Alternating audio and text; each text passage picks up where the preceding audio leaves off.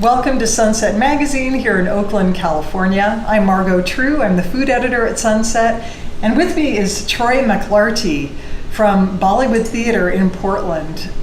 Incredible Indian food cooked with such care and expertise. And today, Troy is here to show us some things that he's planning to cook at his upcoming restaurant, Churchgate Station, which will open sometime fall. And it's going to be really exciting. I can't wait to see what you're going to do with this first dish, which is going to involve a not typical Indian ingredient. Right. So we cook seasonally from local farms, and asparagus is in season. We're in Portland. It's just starting. We have some beautiful asparagus. I think you guys are a few weeks ahead of us, probably. So asparagus isn't something that's used to a great degree in India, but a lot of our food, we look at it from the perspective of if they had this ingredient, what would they do with it? And so we're going to grill it pretty simply, and then make a kind of really quick, fresh curry. Fresh turmeric, green garlic, also in season. Kind of a cream-based quick curry. Nice. Yeah, I'll get started. Right. I just have to point out, you guys, look at this asparagus. This is just phenomenal asparagus. Have you ever seen anything so plump? Plump! Man. So, fresh turmeric. I peeled that and just diced it up quickly. Some green garlic, kind of the same thing, just chopped. Lovely. A little bit of salt. So just cook that, being really careful not to overcook the garlic. And green garlic is, have you encountered this at all in India? No. Yeah. I can't say I have. You know, India is a very interesting place that, in the sense that restaurants, you know, kind of similar to Italy, restaurants serve a certain kind of cuisine and then homes do a different kind of cuisine. I have not been in India a lot during this season. You know, kind of dealing with a lot of rain right now. Yeah. But I would imagine it's used more in kind of home kitchens than restaurant kitchens, for instance. Not an ingredient I've ever seen in books or used greatly. Right. Something we use a lot of here, so. And, you know, the typical Indian restaurant here in this country, although it's starting to change, has been so formulaic that you're not likely to find any deviation from, you know, chicken tikka, you know, lamb korma. But luckily that is changing, and there's room now for more authentic cooking like yours. And also kind of a bunch more fusion cooking that we're starting to see a lot of in the Bay Area. And you guys are too, in a sense. A little bit. We stick pretty close to tradition. So it's a little paprika, which will really help kind of deepen the color, and Kashmir chili, which is a chili from northern India. Really great color, not super hot. Okay. Actually, I have a question for you. Oh, and by the way, speaking of questions, you guys, if you have questions, this is interactive, of course, so please post your comments, and Troy will answer you. And this is a man who, well, you're already sensing it if you don't know his cooking already. Such a great cook. It's such a wonderful chef. You started at Chez Panisse, or that was one of the It was actually my first stop in a kitchen, believe it or not. It was your very first? Yeah. Really? I'd gone to cooking school. I knew David Tanis in some small way, and he started bringing me in to hang out, as David would say, and then they offered me a job. So it was really my first kitchen job. Wow. I cried a lot. It was really hard. But, you know, I think Shay's really interested in people who have a certain attitude and want to learn and have a certain kind of zest for what they're doing, more so than bad habits and going down different roads. So they bring in some people pretty green. Yeah. I was certainly one of them. Well, there is something to be said for not having to break the shackles of prior experience, I guess. Yeah, and Shay's a very interesting place because, as different than most restaurants, the cooks take the dish from inception all the way through to service. Oh. And what you see in most American restaurants is people are really good at maybe the prep end or the idea end, and not as good at the delivery end of it. Right. It's really hard to find that whole thing, so it's almost in a sense easier to create it to a certain degree. You mean, so if you're making, say, this dish at Chez Panisse, you are going to do all the chopping yourself. Every part of it. And you're going to be on the line making that dish all night long. Every part of Okay. it. From the very first meeting with the chef in the morning, where he kind of says, "All right, we have some asparagus and some cashmere chilies. Go for it." What are you going to do? I think that's so that people have ownership of the thing the whole way through, and then as the cook, often there's a little bit of a separation between prep and line. In one comes up with a dish that's really hard to pull off on the other end, or vice versa, and when you're responsible the whole way through, you kind of set yourself up in a way to succeed. You know that it was really a pain to pick 5 cups of thyme leaves off the stem or whatever. Yeah, you're not happy when Alice walks by and snacks on them. Or whatever may happen. Yeah. I have a question about Kashmiri chilies. This is an ingredient that is still not super common, even if you have access to, Asian grocery stores or Indian grocery stores. Is there a substitute people can use? Cayenne is about the closest. Cayenne and paprika together, or just straight up cayenne? Paprika has a little bit more maybe like a depth kind of flavor. Cashmere tends to be a little bit kind of almost on the surface brighter. Okay. If you will. Thanks, Mel. Cayenne would be closest. Obviously, you'd want to do a little bit less. The color won't be kind of as bright. But that'd be the closest. We kind of play a little bit off of both cashmere and cayenne and use a little bit of both, depending on whether we want something to be a little bit spicier. I use spicy in colloquial words, but hotter versus kind of for flavor, if you will. Cashmere has a really nice flavor. You can use more of it, so you get kind of a brighter color, which is nice. Are there the same diversity of chilies in India that there are, say, in Mexico? I mean, There's definitely chilies for different regions, and the food of different regions honestly has a lot to do with what chilies they grow in that region. So Andhra Pradesh, for instance, has a very spicy cuisine. They grow a very specific chili there. Assam, they grow spicier chilies. It really kind of depends on where you are. A lot of India is now using Thai chilies. Really? For heat. It's really hard to get some of the longer, fresh green chilies here, so we tend to use some of those as well. But I think it's a similar problem you would have as a Mexican chef in the U.S. Kind of getting the ingredients in the right way is tough. We import a certain amount of things. Like we have all our spices ground for us there. And you have these brilliant spice mixes. Well, this one is for chai. Which is brought for you. Oh, thank you. Troy knows this is my favorite tea mixture of all time.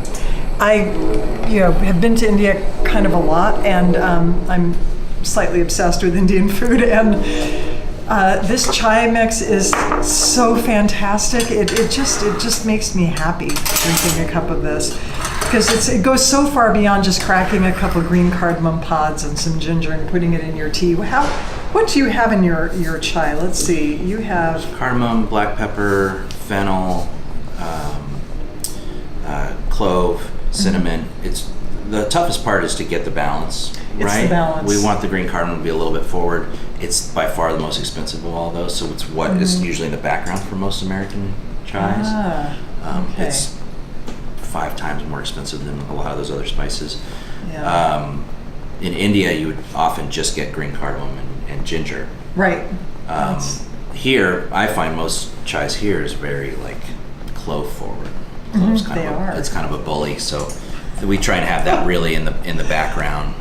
Yeah. There's some Indian bay leaf in there, which is actually cassia leaf and not from the bay laurel, so it's a little different flavor in that. So. No wonder. Because I've really never tasted anything like this. I've always just made my own chai, but now I use this. The craziest thing about it, so I've been there when they're producing this. The craziest thing about it is all the spices are so fresh that they're actually cutting them with scissors. Really? So we buy this in 50-pound bags. Wow. And imagine cutting every clove is cut with scissors. Like a flexible clove. Yeah. And that's one thing that's really hard about doing this food here is that the ingredients are pretty different. Yeah. So we do the best we can to kind of get what we can, but then adjust things to make sense.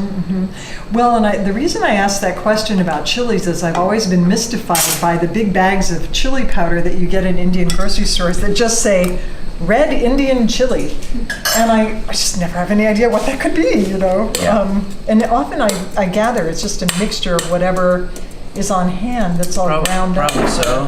And I think like a lot of the world, like if Aleppo pepper or whatever, it's different chilies from that region. So Kashmir may not be specifically one chili. It's probably a few different red chilies from that region.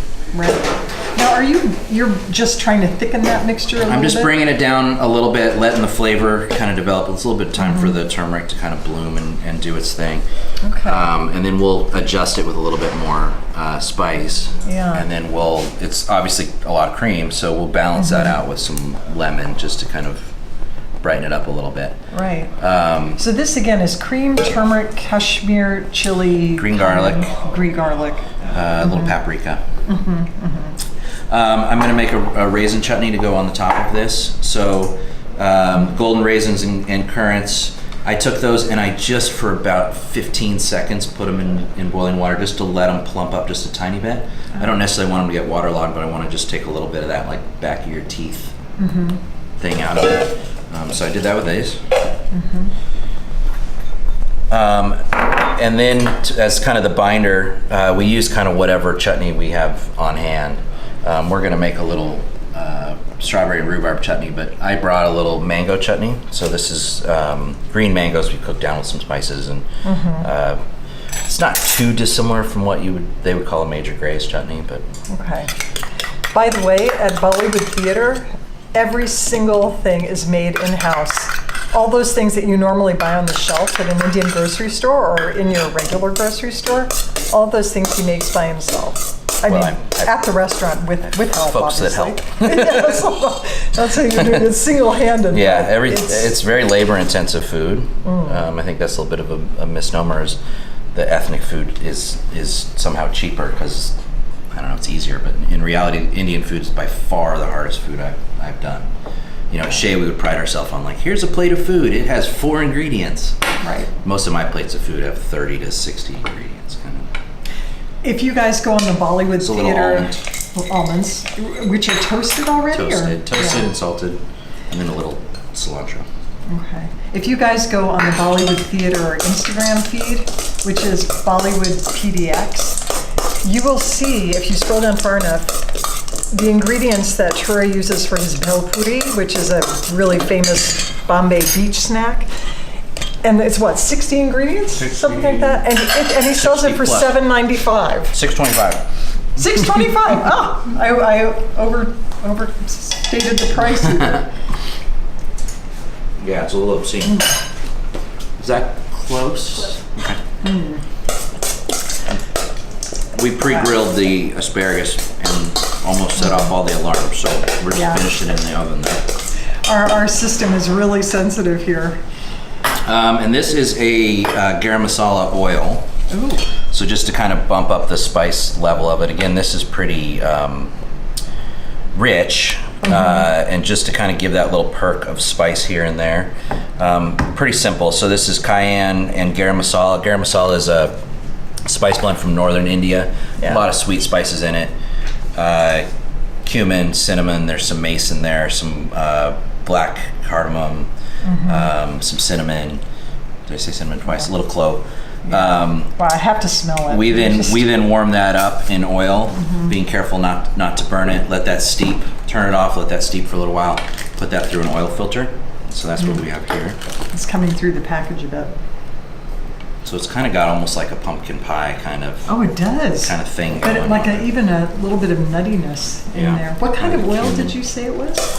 I use canola for that. Canola. Now, is this a technique that you have brought to the table because of your years at Chez Panisse, this sort of infusion?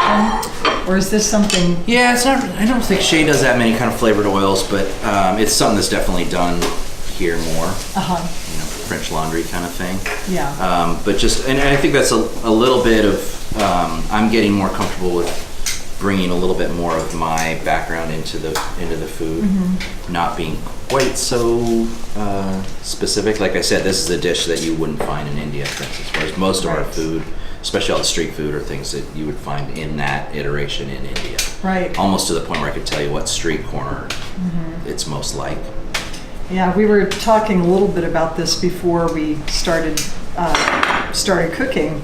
Because the food at Bollywood Theater is very specific to a particular dish, a particular street corner, but these dishes are coming from your new place, Churchgate Station.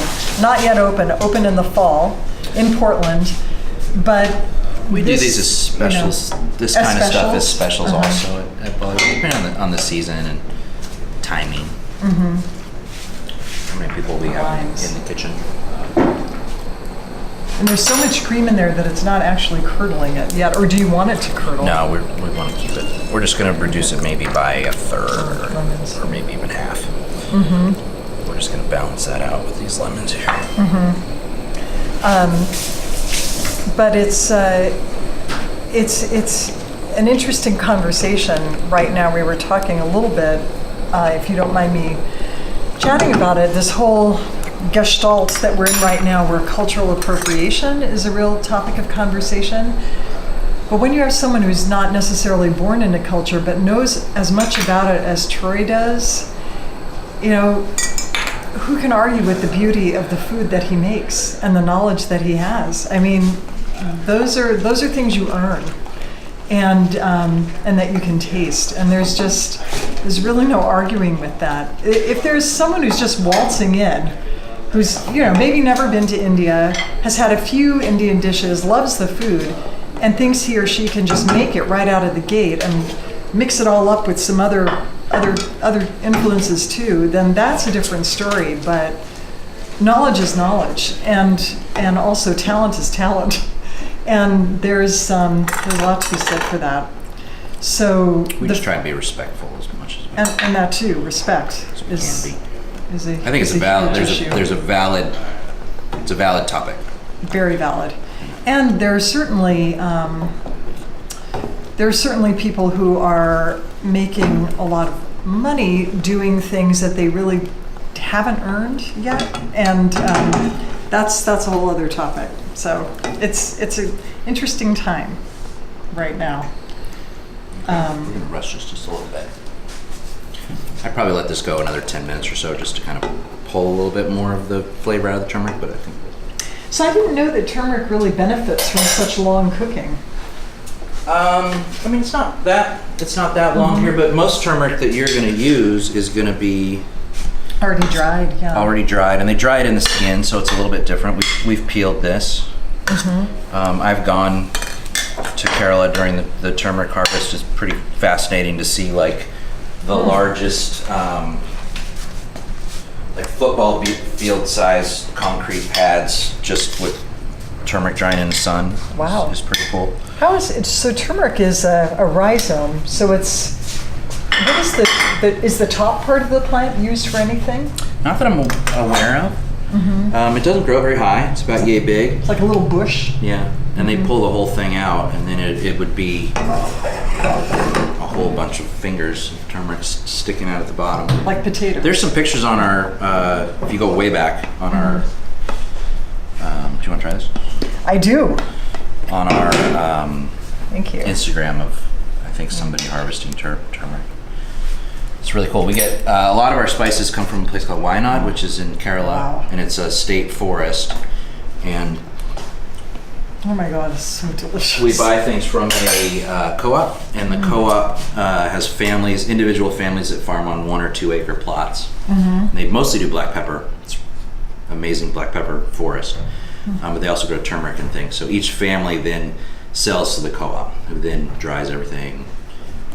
Powders, etc. Okay.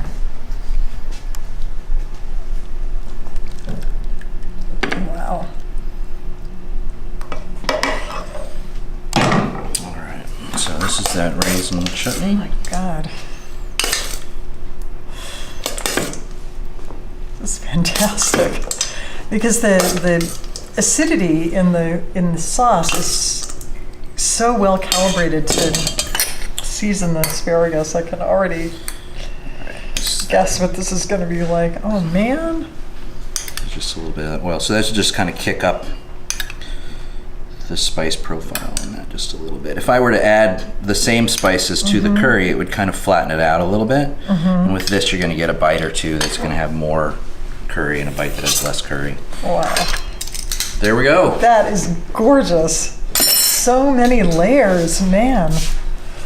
Well, I just want to rush out and get some plates.